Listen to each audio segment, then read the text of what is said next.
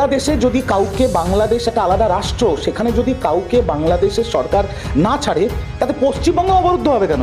এটা অদ্ভুত কথা রে ভাই। আর শুভেন্দুর যদি বাপের বেটা হয়, তাহলে শুভেন্দুকে বলবো, যা না রে ভাই, দিল্লিতে গিয়ে নরেন্দ্র মোদী অফিসের বাইরে, সাউথ ব্লকে অমিত শাহর অফিসের বাইরে ধর্ণা দিক। ও যদি বাপের বেটা হয়, দিল্লিতে গিয়ে নরেন্দ্র মোদীর গাড়িকে আটকে অবরুদ্ধ করে, দিল্লির রাজপথ অবরুদ্ধ করে নরেন্দ্র মোদীর গাড়িকে আটকে অবস্থান বিক্ষোভ করুক। যতদিন বাংলাকে আগলে রেখেছে অভিষেক ব্যানার্জি, আর যতদিন তৃণমূলকে ওই শান্তির বাংলাকে অশান্ত করতে দেব না। আর আমার দৃঢ় বিশ্বাস, বাংলার 10 কোটি বাঙালি যারা বাস করেন বাংলায়, তার মধ্যে খুব কম করে 9 কোটি শান্তির বাংলায়, ধর্মনিরপেক্ষ বাংলাকে অশান্ত করুক।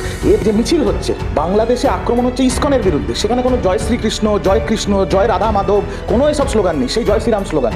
এইটা বুঝতে হবে দর্শকদের, বাংলার মানুষদের, যে শুভেন্দু অধিকারী বাংলাদেশের ইস্যুকে কেন্দ্র করে ধর্মনিরপেক্ষ শান্তিপ্রিয় বাংলাকে